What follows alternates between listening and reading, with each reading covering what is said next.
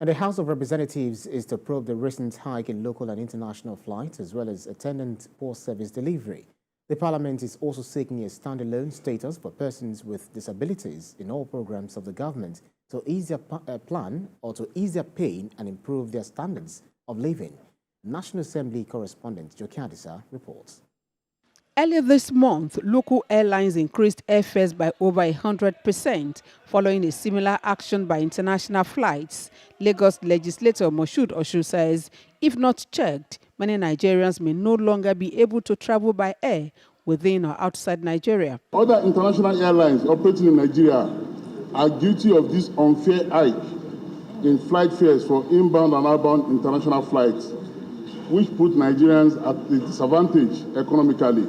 Bashiru Dawodu seeks inclusion of persons with disabilities in all government programs. Ministry of Humanitarian Affairs and Poverty Alleviations recently launched Renew Hope Conditional Cash Transfer was without set-asides for persons with disability, and this violated the Disability Act of 2018. Edo lawmaker Murphy Omoruyi canvasses improved living conditions for officers and men of the Nigeria Police Force. The problem of adequate and dignified accommodation for police officers persists and has so far outlived all previous measures. The House is to probe the incessant loss of firearms and ammunition in the police. The Nigerian police have lost sufficient firearms, which is enough to fill about 2 to 3 infantry divisions, which were not reported. The 39 billion naira settlement loan from the defunct Ministry of Power Works and Housing to Ziglags for the supply of meters to discos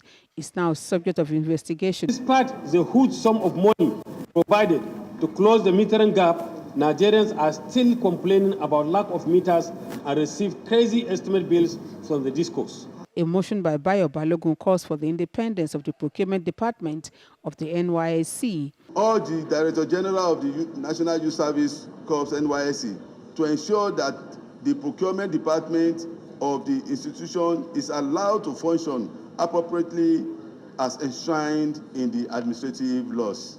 Victims of annual flooding in Nigeria may soon be receiving compensation if a bill to provide adequate funding for flooding prevention and compensation for victims scales through. The sponsor, Larry Okunlola, is however to provide more flesh to the bill.